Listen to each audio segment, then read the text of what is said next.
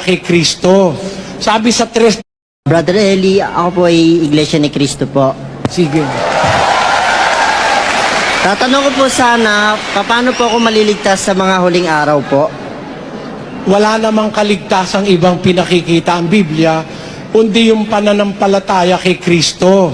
Sabi sa ng 1, sapagkat gayon na lamang ang pagsinta ng Diyos sa sanlibutan na kanyang ibinigay ang kanyang bagtong na anak upang ang sino mang sa kanya'y sumampalataya ay huwag mapahamak kundi magkaroon ng buhay na wala hanggan. Di ba yun ang nakalagay sa talata? Sasampalataya tayo kay Kristo. Pero paano natin siya sasampalatayanan? It is the question. It is the big question mark. Paano natin siya sasampalatayanan para tayo kanyang iligtas?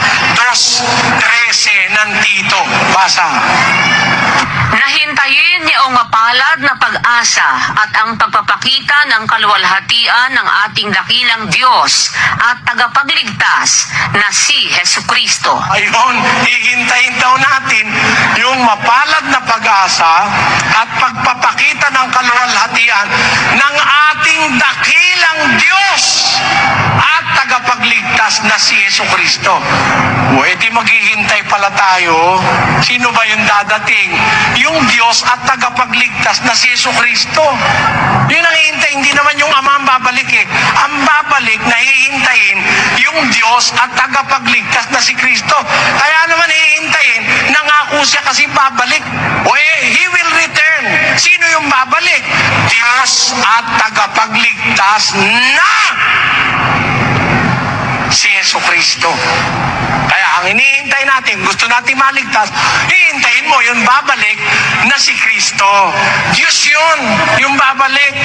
Ang hihintay natin, hindi tao. Ang sabi, hintayin yung mapalad na pag-asa at ang pagpapakita ng kaluwalhatian ng ating dakilang Diyos at tagapagligtas na si Jesucristo.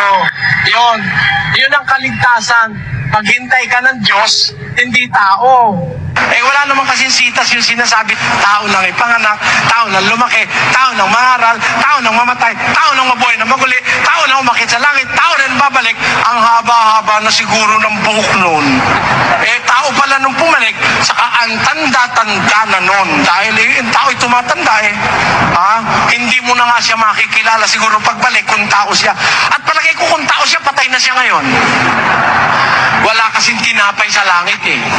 Yung tinapay na literal na kinabubuhay ng tao, wala nun. Walang material na tinapay doon para sabihin mong tao siya, nakaupo sa kanan ng Diyos sa langit. Ang totoo kapatid, ito kapatid, ito, tandaan mo itong talata, bibigay ko sa iyo. Sa lahat ng Biblia, nakasulat ito. Timoteo 6:16. Na siya lamang ang walang kamatayan, na nananahan sa liwanag na di malapitan, na di nakita ng sino mang tao o makikita man. Yung palang Ama sa langit, hindi nakita yun ng sino man tao o makikita man. Kung si Kristo'y tao, lumalabas hanggang ngayon, hindi niya pa nakikita yung Ama. Ulitin mo yung salata, ulitin mo.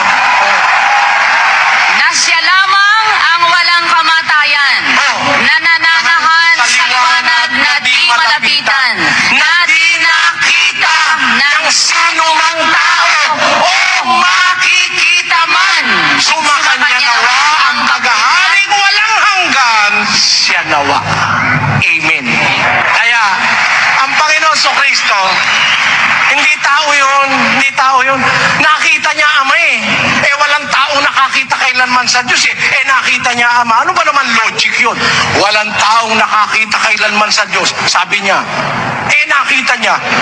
Ang ibig sabihin nun, nung sabihin niya na walang taong nakakita kailanman sa Diyos, nakita niya dahil hindi siya yun. Ganun yun, kapatid.